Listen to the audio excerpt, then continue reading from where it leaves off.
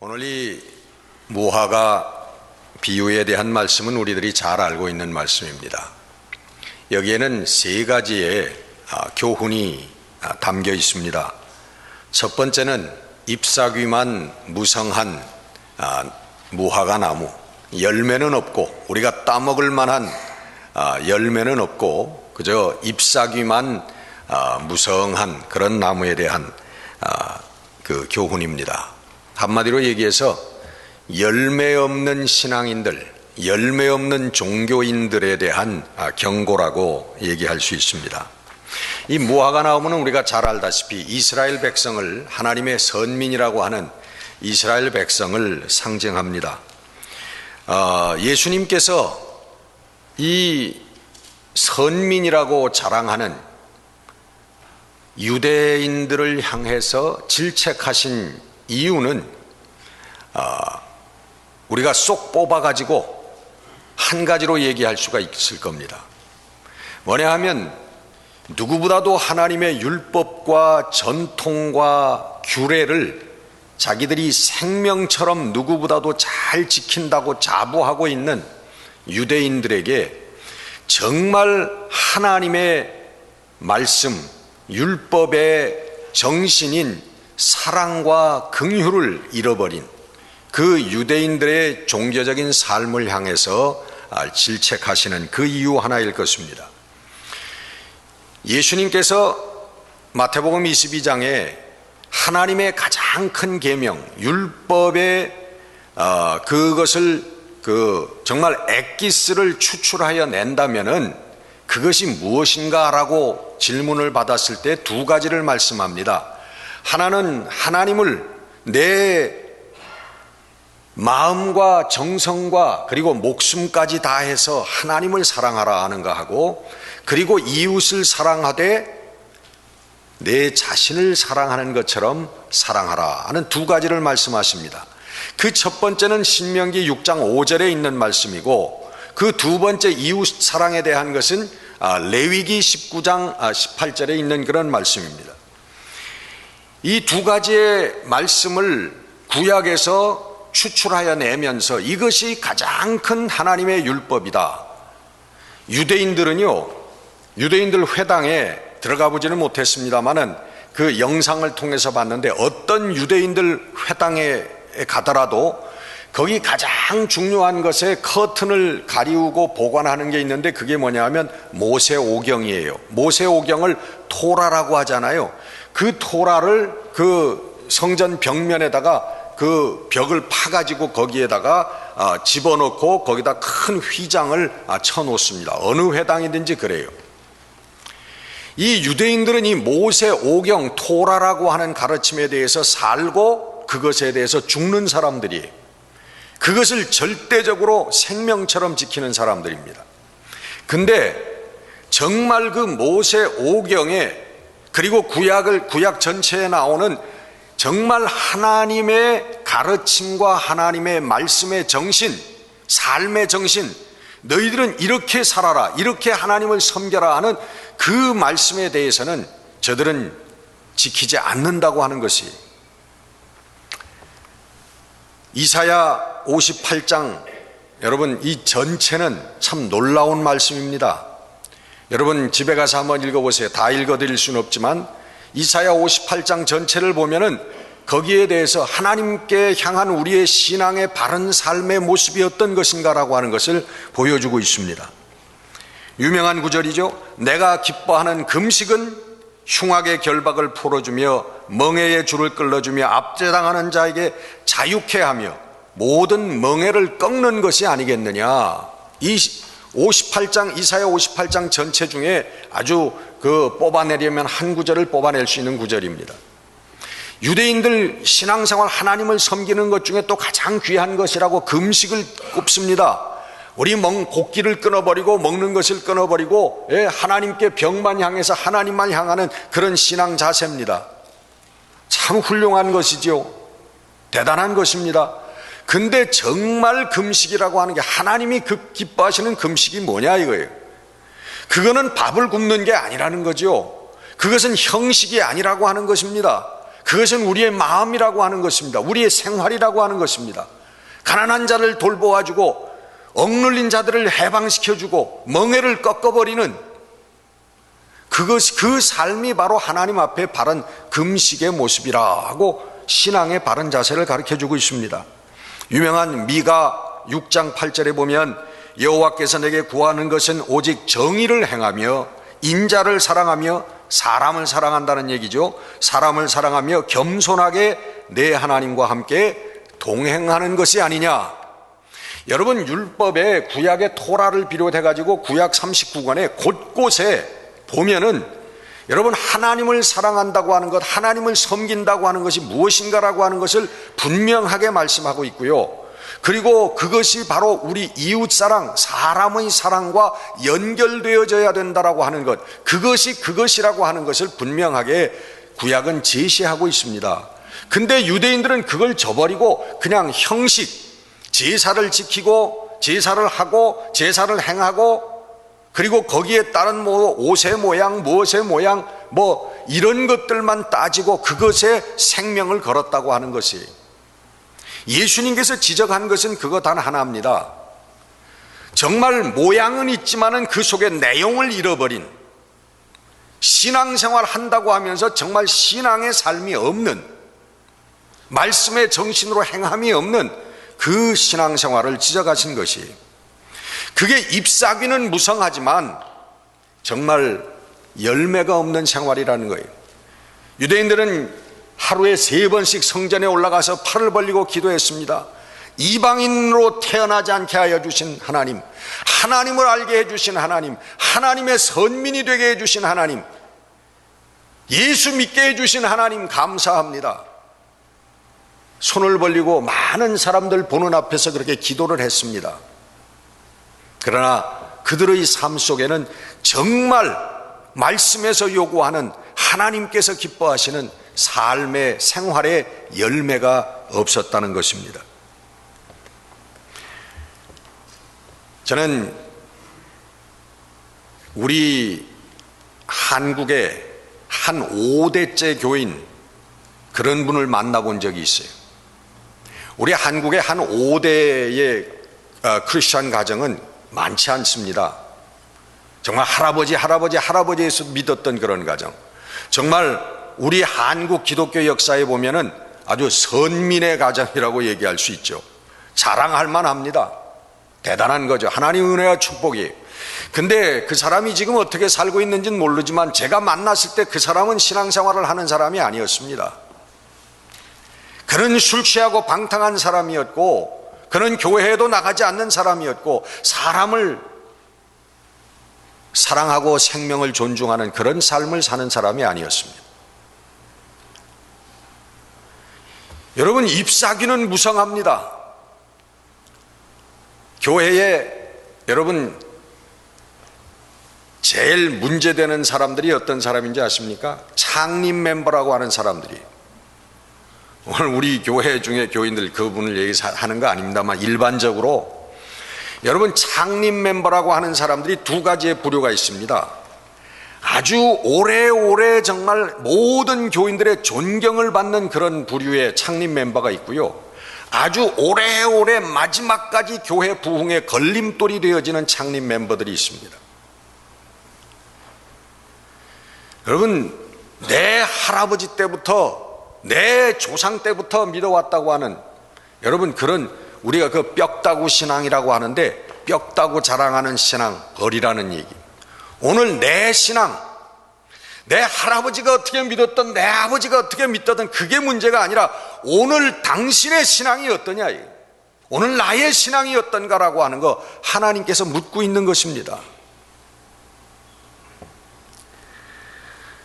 오늘 많은 교인들이 교회에 나오는 것, 그리고 예배 드리는 것, 그것으로 그치는, 그게 신앙생활이라고 하는 생각하고 있는 사람이 많습니다. 여러분, 그건 신앙생활이 아닙니다. 교회 생활입니다.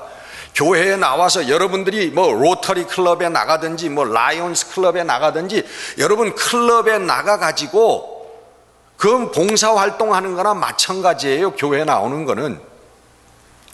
여러분, 성경 찬송 들고 교회 왔다고 해서 그게 신앙생활이 아니라고 하는 사실을 여러분, 우리는 분명히 성경을 통하여 깨달아야만 합니다.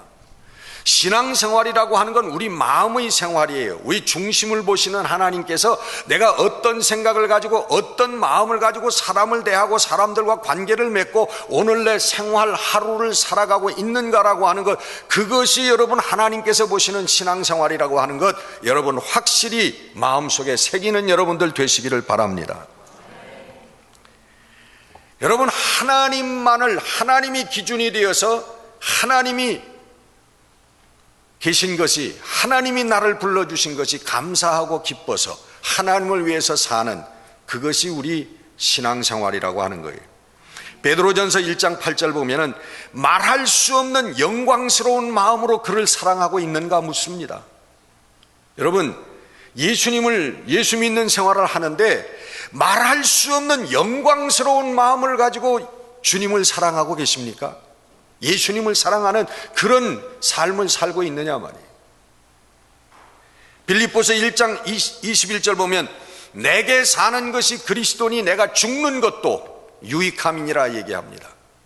그러니까 예수 그리스도가 나의 삶이 기준이 되는 거예요. 내가 죽는 것도 내가 사는 것도 예수 그리스도가 기준이 되어진다는, 하나님이 기준이 되어, 하나님의 영광이. 유명한 고린도전서 10장 31절에 먹든지 마시든지 무엇을 하든지 다 하나님의 영광을 위하여 하라. 여러분, 이런 정신을 가지고 사는 사람들이 신앙생활 한다고 하는 사람들이지요, 성경 찬송 들고 교회 왔다 갔다고 한다고 해서 신앙생활 하는 사람이 아니라고 하는 것을 여러분 분명히 아셔야만 합니다. 깨달으셔야만 돼요. 우리가 하나님 심판대 앞에 섰을 때에 내가 평생 동안 내가 신앙생활 했습니다 하면 주님께서 아니야, 넌 그냥 교회를 다녔지 신앙생활한 게 아니야. 우리 주님께서 우리에게 그렇게 얘기하시면 여러분, 우리는 어떻게 해야 합니까? 무화과나무의 두 번째 교훈은 기도하라고 하는 교훈입니다. 오늘 본문 마지막까지 읽어드리진 않았습니다만은 이 본문이 연결되는 게 20절부터 다시 연결되는데, 주무시고 나서 아침에 그 앞을, 무화과 나무 앞을 걸어가시게 되었습니다. 예수님께서 제자들과 함께. 그랬더니 제자들이 보고 예수님께서 저주하신 저 무화과 나무가 말라 죽었습니다 하고 얘기했습니다. 그랬더니 예수님께서 21절에 그렇게 얘기하니까 22절에 느닷없이 말씀하시는데 하나님을 믿어라 라고 말씀하십니다. 그 다음에 23절에 이 산더러 들려서 저기에 던져지라고 하면서 마음에 의심하지 아니하면 그대로 되리라. 그 다음에 24절에 무엇이든지 기도하고 구하는 것은 받은 줄로 믿으라. 그리하면 너희에게 그대로 되리라. 예수님께서 이 무화과 나무의 비유를 결국은 20절 이하에 24절까지 기도에 관한 교훈으로 결론을 맺고 있습니다. 이 무화과 나무의 비유는 두 번째 우리들에게 기도하라라고 하는 교훈을 저희들에게 주고 있습니다. 여러분, 우리 공통적으로 성도들 보면요, 뭐 죽을 병에 걸렸거나 사업이 망했거나 뭐 이상한 일이 일어나야만 기도하는 모습을 볼 수 있습니다. 여러분, 사업이 잘 돼가지고 돈이 막 벌리고요, 뭐 친구들이 수없이 놀자고 찾아오고, 많은 사람들이 훌륭하다고 박수를 칠 때는 여러분, 그런 사람들 열심히 나와서 기도하는 사람 거의 없습니다. 잘 될 때는 여러분 기도하지 않아요. 근데 인생에 문제가 생겼을 때 기도해요. 근데 예수님께서는 뭐라고 말씀하십니까? 언제나 기도하라고 얘기하십니다. 항상 기뻐하고 항상 감사하고 항상 기도하라고 말씀하고 있는 거예요. 언제나 범사에. 우리 주님께서 귀신을 내어 쫓고 우리 제자들이 와서 물었습니다. 주님께서는 명령하니까 귀신이 쫓겨나가는데 근데 우리들은 왜 안 됩니까? 그랬더니 예수님께서 뭐라고 그러셨어요? 기도 외에는 이런 유가 나갈 수가 없느니라 그러셨어요. 예수님께서 기도라고 말씀하셨습니다. 문제가 생겼을 때 귀신이 우리들에게 문제를 갖다 줬을 때 그것들이 쫓겨나가고 문제가 해결되는 것은 오직 기도밖에는 없다라고 말씀을 하신 거예요. 여러분, 기도는 우리 성도들의 능력이고 하나님의 축복인 줄 믿습니다. 여러분, 우리가 문제가 생겼을 때만 기도하는 것이 아니라 우리 하나님의 복을 받기 위해서, 하나님의 사명을 감당하기 위해서 기도해야 될 줄로 믿습니다. 우리 예수님께서 귀신들을 내어 쫓고, 우리 예수님께서 죽은 자를 살리시고 눈먼 자의 눈을 뜨게 하시고 앉은 병이를 일으키시면서 우리 주님께서 기도의 본을 우리에게 보여주셨습니다. 우리 예수님께서 제자들을 뽑을 때에 가서 기도하셨고, 공생애를 시작하기 위해 나가서 기도하셨고, 그리고 마지막 사명을, 십자가를 감당하기 위해서 우리 주님 기도하셨고, 우리 주님 평상시에 밤이 맞도록 나가서 산 동산에서 기도하셨던 우리 주님의 모습을 우리가 볼 수가 있습니다. 우리 복음서의 짤막한 그 가운데서도 우리 주님께서 기도하시는, 정말 새벽 미명까지 밤을 새워서 기도하시는 우리 주님의 기도하시는 모습을 얼마든지 우리가 찾아볼 수가 있습니다. 여러분, 예수님과 우리를 비교할 수 있겠습니까? 예수님의 그 깨달음과 예수님의 그 진리와 예수님의 그 능력, 우리와 비교할 수가 있겠습니까? 근데 우리 주님도 밤을 새면서 그렇게 기도하셨다고요. 근데 우리가 기도하지 않고 무엇을 이루겠다고 하는 것인지 알 수가 없는 것입니다. 여러분, 바울도 기도의 사람이었습니다. 여러분, 바울에게서 기도를 빼면 바울은 남지 않습니다. 바울이 여러분 가는 것보다 귀신을 쫓아내고요, 기도하니까 옥문이 흔들려가지고 옥문이 다 터져 나가고, 그 바울의 역사에는 그 뒤에 기도가 있는 거예요. 문제에 봉착했을 때 하나님 앞에 묵상하며 기도할 때 환상을 봅니다. 마게도냐 사람이 와가지고서는 손짓을 하는 환상을 보고, 위로 올라가라고 하는 것이 아니라 물을 건너서 유럽으로 가라고 하는 거구나, 마게도냐로 가라고 하는 것이로구나, 그것을 깨닫고 마케도냐로 가게 되는 것입니다. 여러분, 처음부터 끝까지 바울은 기도의 사람이었습니다. 가는 각성마다 기도할 때마다 하나님께서 나에게 환난이 기다린다고 말씀을 하신다. 사도 바울은 고백합니다. 저는 기도 중에 받는 거예요. 기도 중에 깨닫는 거예요. 기도 중에 음성을 듣는 거예요. 기도 중에 나아갈 길을 알게 되는 것이. 여러분, 우리가 하나님 앞에 모든 것을 맡기고 기도할 때에 우리 예수 그리스도께서 이미 맺어주신 그 열매들이 우리의 삶에 나타나게 되는 줄로 믿습니다. 우리가 여러분 기도해가지고 열매를 맺는 게 아니에요. 우리의 열매는 이미 예수 그리스도께서 마련해 놓으신 것입니다. 이루어 놓으신 것입니다. 우리가 기도할 때 예수님께서 마련해 주신 그 열매가 우리의 삶에 나타나는 것 뿐이에요.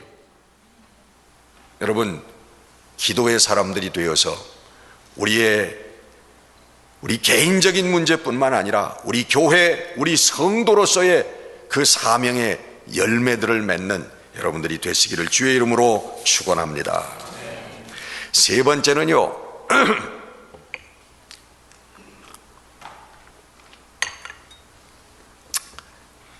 이 가장 중요한 교훈 중에 하나인데, 이 무화과 나무의 비유는 우리 예수님의 재림을 말씀하고 있습니다.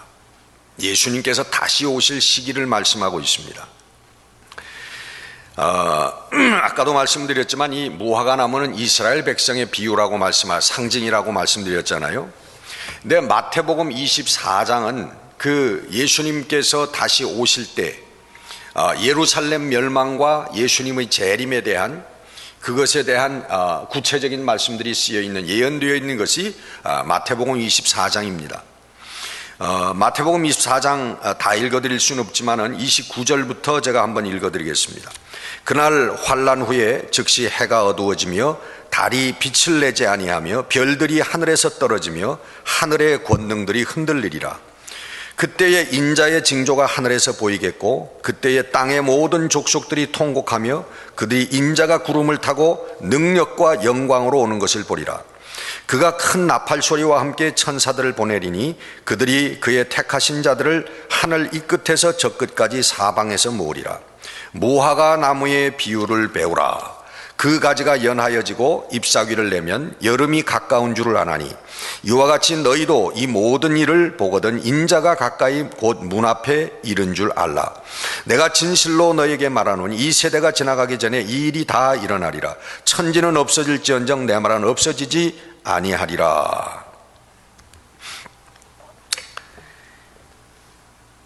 예수님께서 당신께서 다시 오실 때에 이런 징조들이 있을 것이다 라고 말씀하셨는데, 그 중에 굉장히 모호한 한 가지 말씀이 오늘 이 무화과 나무의 비유입니다. 많은 신학자들이 이것을 해석하기를 어려워합니다. 모호하다고 얘기해요. 확실히 얘기하기를 두려워합니다. 그런데 그 중에서도 많은 그 신학자들도 동의하는 것 중에 하나가, 이 무화과 비유가 이스라엘을 상징하고 있는 것이고, 이스라엘이 이제 마지막 때에 주님이 재림에 가까웠을 때 이스라엘이 독립해 가지고 그 주의 재림의 징조를 나타내리라 하는 그것에 대해서 많이 동의하고 있습니다. 이 말씀에 보면 너희들이 무화과 나무를 바라보라. 무화과 나무의 비유를 봐라. 그 무화과 나무의 잎사귀가 연하여지면은, 그리고 잎사귀를 내면은 여름이 가까운 줄을 알아라. 그렇게 말씀을 하고 계십니다. 근데 이 잎사귀가 연하여진다라고 하는 것, 잎사귀를 낸다라고 하는 것이 다시 이스라엘의 회복을 얘기하고 있다고 하는 것이에요. 여러분, 우리 인류 역사에서 유례 없는 역사, 거의 불가능한, 일어날 수 없는 일이 일어난 것 중에 하나가 이스라엘의 독립입니다. 여러분, 이스라엘 백성들이요, 예루살렘 서기 70년, 예수님이 돌아가시고 나서 얼마의 몇십 년 후에 예루살렘 멸망하는 사건이 일어났는데, 그 서기 70년 예루살렘 멸망 때로부터 온 세계로 유대 민족이 흩어져 버리고 말았습니다. 유대라고 하는 나라가 없어져 버리고 말았어요. 그 땅에. 그 땅이 무슨 나라입니까? 그 팔레스타인이 뭐예요? 그 아람 민족의 땅이 되어져 버리고 만 거예요. 지금도 그 이스라엘 그 밑에 지금 가자 지구 있잖아요. 거기에서 예루살렘에 살던 사람들이 쫓겨나 가지고 거기 지금 분쟁을 하고 있는 지역이거든요. 근데 그 사람들이 거기에서 1900년 동안을 살아왔던 사람들이에요. 거기는 이스라엘 백성들이 없었습니다. 전 세계 각지로. 그래서 여러분 잘 아시는 러시아 알잖아요. 소련에도 유대인들이 있는 거예요. 폴란드에도 저 중동 지방에 또 유대인들이 있고요. 우리나라에는 없죠. 뭐 생김이 달라서 그런지 이쪽 그 아시아 쪽으로는 안 왔지만 전 세계 유럽 쪽으로 모두 다 흩어져 버리고 말았어요. 없어졌습니다. 이스라엘 나라라고 하는 게.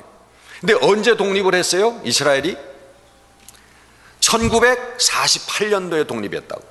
그러니까 이스라엘 백성이 나라가 없어지고 나서 거의 1900년 만에 이스라엘이 독립하게 된 겁니다. 여러분, 이런 일이 있을 수 있나요? 인류 역사상 이런 일은 없었습니다. 여러분, 우리나라가 일본 일제에 몇 년 지배를 받았습니까? 36년 지배를 받았다고 하잖아요. 근데 많은 역사학자들이 얘기하기로 한 20-30년만 더 일본의 지배를 받았으면 우리 한민족은 완전히 없어졌다는 거예요. 완전히 우리 한국 사람이라고 하는, 조선인이라고 하는 그런 개념조차 없어졌을 거라는 거예요. 마지막에 여러분 이름까지 다 바꿨잖아요. 예? 우리 한국 사람들이 일본 이름으로 다 바뀌었습니다. 36년 여러분, 이 일본의 지배를 받았던 우리나라도 우리 민족의 정체성이 흔들렸는데 1900년 동안 나라 자체가 없이 전 세계에 흩어졌던 이 이스라엘 백성들이 다시 이스라엘 백성이라고 하는 정체성을 가지고 나라를 이루었다라고 하는 이 사건은요, 이거는 있을 수가 없는 얘기입니다. 근데 그것을 바로 무화과 나무의 잎사귀가 연해지고 있고 잎사귀가 나왔다라고 성경은 표현하고 있는 것입니다. 왜? 마태복음에 예수님께서 그때가 이르면 인자가 문 밖에 온 것을, 가까이 온 것을 깨달으라 하고 분명히 예언하고 계시기 때문인 것입니다. 여러분, 지금 이스라엘 땅에서 핍박받는 사람들이 있습니다. 메시아닉 주라고 하는 사람들인데, 다시 말하면 유대인으로서 예수를 믿는 크리스찬들입니다. 지금 이스라엘 나라에 몇백만 명 인구가 됩니다. 근데 이 메시아닉 주라고 하는 사람들, 그 사람들은 약 한 15,000명에서 한 2만 명, 그 정도밖에 되지를 않습니다. 근데 옛날에는요, 한 명도 없던 때예요. 한 명도 없었어요. 한 명도. 근데 점점 지금 이스라엘의 메시아닉 주라고 하는 예수님을 메시아라고 고백하는 크리스찬들이 점점 많아지고 있다고 하는 사실입니다. 근데 그 사람들이요, 굉장히 지금 핍박을 받습니다. 구약시대나 똑같아요. 공개적으로 처형을 안 할 뿐이죠. 막 그 사람들 사는 집에 가서 방화를 하고요, 막 소포로 폭탄을 보내가지고 폭탄을 터뜨려가지고 가족을 살해하고, 그리고 크리스찬들이 모이는 곳에는 저희들이 가서 막 데모를 하고 테러를 합니다. 교회 2개가, 공식적인 교회 2개가 완전히 방화가 됐어요. 불타버리고 말았어요. 저들은 예수 믿는 사람 사진을 찍어가지고 전단을 만듭니다. 전단을 만들어가지고 수십 킬로 모든 우리 전신주에다 갖다 붙이는 것처럼 벽에다가 뭐에다가 그냥 쫙 붙여가지고, 이 사람들은 예수 믿는 사람들이다, 이단들이다, 이 사람들하고 상대하면 안 된다. 그래서 저 사람들은 상점에 가서, 슈퍼마켓에 가가지고 물건을 사질 못해요. 그 사람들은요, 사람들이 상대를 하지 않아요. 그런 핍박을 지금 이스라엘 땅에서, 우리 예수님께서 태어난 이스라엘 땅에서 그들이 예수를 믿는다고 하는 그 신앙 하나 때문에 핍박을 받고 있다고 하는 것입니다. 그런데 놀랍게도 저들이 어떻게 예수를 믿게 되느냐 말이에요. 예수를 믿을 수 있는 환경이 아닙니다. 전도하는 사람도 없어요. 이제 그 사람들이 지금 조금씩 전도하고 있지만은, 근데 정말 성령께서 직접적으로 저들에게 나타나셔서 저들에게 예수 신앙을 허락해 주신다는 거예요. 많은 사람들이 고백을 합니다. 이것을 한국 사람이 가가지고 영화를 만들었어요. 회복이라고 하는 영화 아시죠, 여러분? 우리 크리스찬 영화인데 이 영화를 만들었습니다. 이분이 정말 성령의 감동을 받아가지고 한 50차례, 자기도 왜 그러는지 모르겠대, 이스라엘만 가는 거예요. 이스라엘만. 이 영화 감독이 자꾸만 이스라엘을 가게 돼가지고 이스라엘의 실정을 깨닫게 되고 이스라엘의 크리스찬들을 알게 되고, 그래서 하나님 성령께서 그들의 영화를 찍어라 하는 말씀을 듣고 그 감동을 받고 영화를 만든 게 회복이라고 하는 다큐멘터리 영화입니다. 그 속에 많은 유대인들의 간증이 나옵니다. 어떤 한 40대 나는 여자는 어떻게 해가지고 신약 성경, 여러분, 유대 땅에는, 이스라엘 땅에는 신약 성경이 없대요. 신약 성경을 저희들이 갖게 됐는데, 그 집안에다 이렇게 놨었는데 어느 날 밤에 갑자기 그 신약 성경을 읽고 싶은 생각이 나더라, 뜨거워지더래요. 그래가지고 맨 처음에 마태복음 1장 1절 예수님의 족보에 대해서 그것을 읽고 내려가는데 갑자기 환한 빛이 자기의 머리와 가슴을 비추더라는 거예요. 그래서 엎드러져서 기도했대. 하나님, 정말 예수가 우리가 기다리던 메시아입니까? 하나님 가르쳐 주세요. 그런데 그날 밤에 예수님께서 찾아오셨다는 거예요. 예수님께서 저의 꿈에 나타나셨다는 거예요. 그래서 그의 삶이 예수의 빛으로 가득 차서 이제는 두려워하지 않고, 죽음을 두려워하지 않고 예수를 전합니다. 그런 간증을 합니다.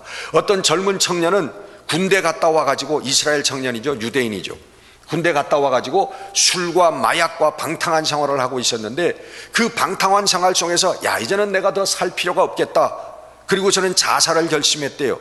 그리고 하나님 앞에 마지막으로 기도했대요. 하나님이 살아계시면 증거해 주십시오. 그렇지 않으면 난 죽어버리고 말겠습니다. 아무런 삶의 의미가 없습니다.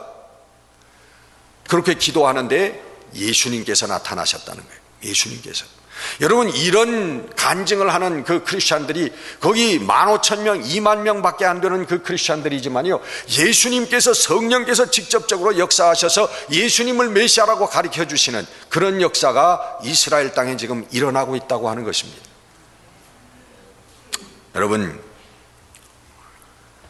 오늘 이 무화과 나무의 비유는 예수님의 재림을 예수님께서 지금 가까이 오고 계시다고 하는 것, 와 계시다고 하는 것을 우리들에게 말씀해 주고 있는 것입니다. 여러분, 세상을 바라보십시오. 말세에 고통하는 때가 이르리라 말씀하셨는데, 여러분, 말세라고 하는 것은 예수님께서 초림하신 것과 예수님이 재림하신 그 사이를 말세라고 하는 것입니다. 맨 마지막 순간을 말세라고 하는 게 아니라 예수님께서 오셨을 때 그 이미 말세가 시작된 거예요. 예수님의 재림까지가 그 말세예요. 이 여러분, 우리 오늘 여러분들, 우리가 살고 있는 세상을 여러분 보십시오. 뭐 때문에 고통하고 있습니까? 첫째, 돈 때문에 고통하고 있습니다. 두 번째, 육신의 정욕 때문에 여러분 많은 사람들이 고통하고 있습니다. 세 번째, 제도적인 그러한 핍박 때문에 고통하고 있습니다.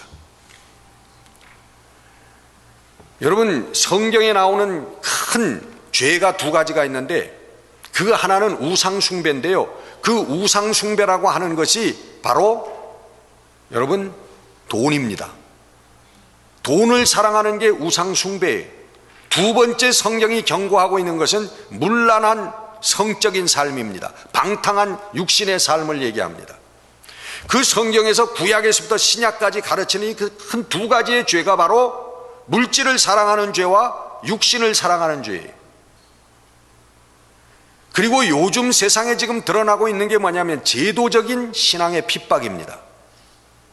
여러분, 동성애가 지금 법으로 지금 제정되고 있지 않습니까? 여러분, 전 미국 사람 중에 동성애자가요, 여러분 몇 퍼센트라고 생각하십니까? 예? 불과 여러분 1%가 안 돼요. 동성애자들이, 진짜 동성애자들이. 그런데 그 사람들이 지성이라고 하는, 인권이라고 하는 이름으로 지금 동성애자의 나라가 되어지고가 있는 거예요. 여러분, 성경은 분명히 말씀합니다. 로마서 1장 우리 26절 27절 보시면, 이 때문에 하나님께서 그들을 부끄러운 욕심에 내어버려 두셨으니 곧 그들이 여자들도 순리대로 쓸 것을 바꾸어 영리로 쓰며 이와 같이 남자들도 순리대로 여자 쓰기를 버리고 서로 향하여 음욕이 부릴 듯하며 남자가 남자와 더불어 부끄러운 일을 행하여 그들의 그릇됨에 상당한 보응을 그들 자신이 받았느니라. 여러분, 구약과 신약에서 분명히 동성애가 하나님에 대한 범죄라고 하는 것, 무서운 죄라고 하는 것을 분명히 밝히고 있습니다. 근데 지금 하나님의 말씀이 지금 분명히 쓰여져 있음에도 불구하고 많은 사람들이, 많은 그리스도인들까지 이것을 인권과 지성이라는 의미로 이것을 억셉트하고 있습니다. 지금 이거 시작 단계인데 21세기에 지금 굉장히 앞으로 20-30년 내에 이 굉장히 큰 일이 일어납니다. 많은 교회들이 탈퇴하고 많은 교회들이 지금 목사들이 사임을 하게 되고 그런 일들이 앞으로 나타나게 됩니다. 이 문제 때문에. 그리고 감옥에 가는, 믿는 사람들이 감옥에 갇히는 역사도 일어날 것입니다. 이 제도적인 핍박이에요. 여러분, 성적인 문제, 물질적인 문제, 제도적인 문제로 지금 사단이 정말 우는 사자와 같이 삼킬 자를 찾기 위해서 지금 두루두루 다니고 있는 그런 시대에 우리들이 살고 있는 것입니다. 여러분, 깨어나야만 합니다. 영적으로 바라보아야만 합니다. 여러분, 저희들이 지금 뭐 사업, 돈 몇 푼 가지고, 그리고 우리 육신적인 그런 문제들 가지고, 여러분, 오늘 우리들이 그것 때문에 고통하고 방황해야 될 일이 아니에요, 성도들이. 여러분, 오늘 말씀을 맺습니다. 무화과 나무를 바라보라. 여러분, 지금 우리가 정말 예수님의 재림의 급박한 때에 우리가 살고 있다라고 하는 것, 그것을 깨달아야만 합니다.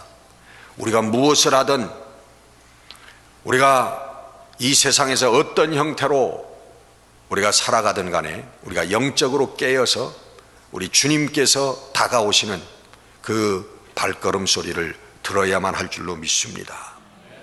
기도하십시다.